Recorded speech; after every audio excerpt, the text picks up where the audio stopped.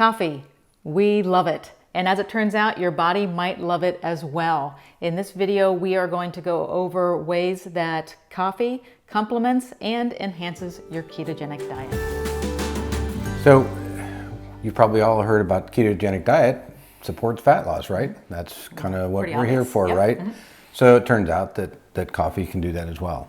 The caffeine that's in coffee, which comes from coffee bean, the caffeine actually has an effect on your resting metabolic rate, energy expenditure. In fact, there's a study where they took subjects in the laboratory, they gave them caffeine, and then they measured those things in whatever kind of rooms they do that in.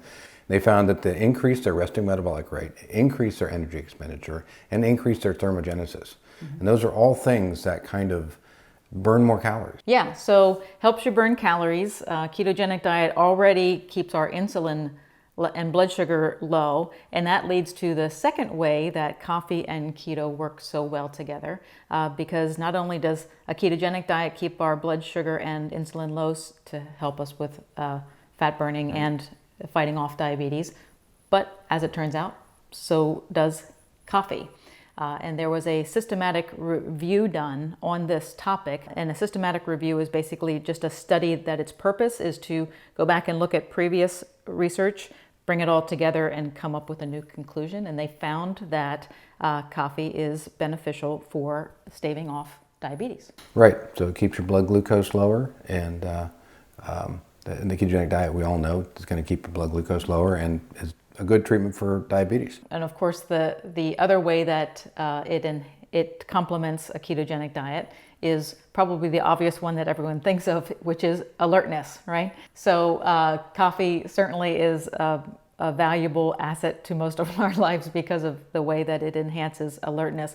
Well, people on ketogenic diet also feel much more mental clarity as well. But it actually might be that caffeine actually helps mental alertness over the long term, not just the short term. So there was a study done looking at Alzheimer's and caffeine consumption, and they actually found that caffeine consumption led to a significantly lower risk of Alzheimer's disease.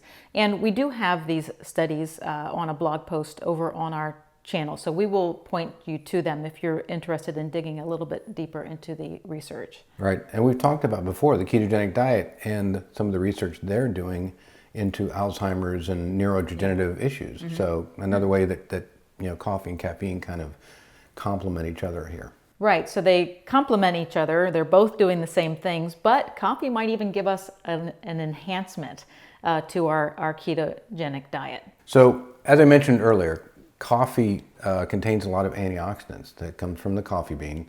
And these antioxidants, it turns out, play a pretty important role in a lot of different bodily processes.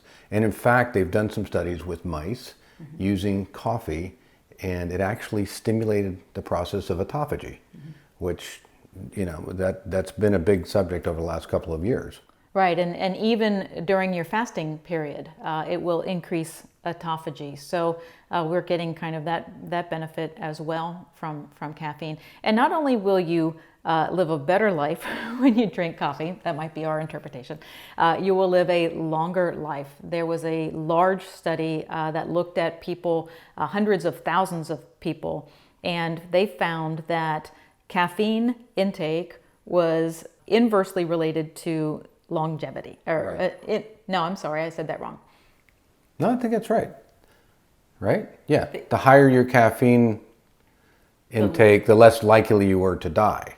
Right. Yeah. I think I said it backwards. Yeah. So the more, it's inverse relationship. So the higher your caffeine, your likelihood of dying goes down.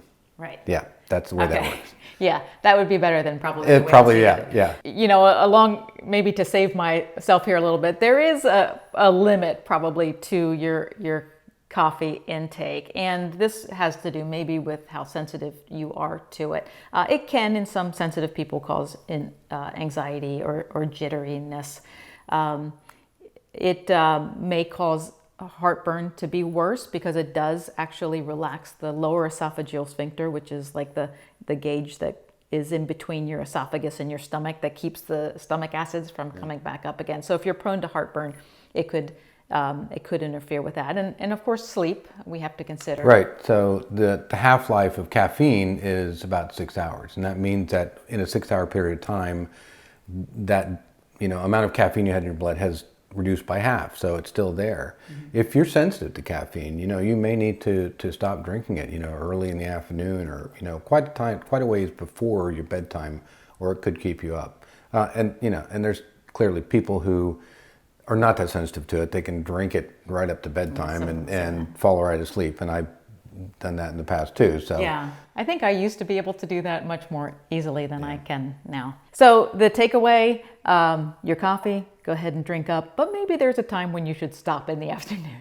So that's our takeaway. Hey, if you are interested in digging deep into coffee and the research, we will link to where we can show you the blog post that has all of the study. And that's over on our website. And while you're over there, go ahead and watch our free 0123 strategy along with 4 videos there that are not here on YouTube. It is by far our most popular free download. So check that out. Thanks so much for watching. Please subscribe and hit the bell icon, and we will see you in our next video. Go get a cup of coffee.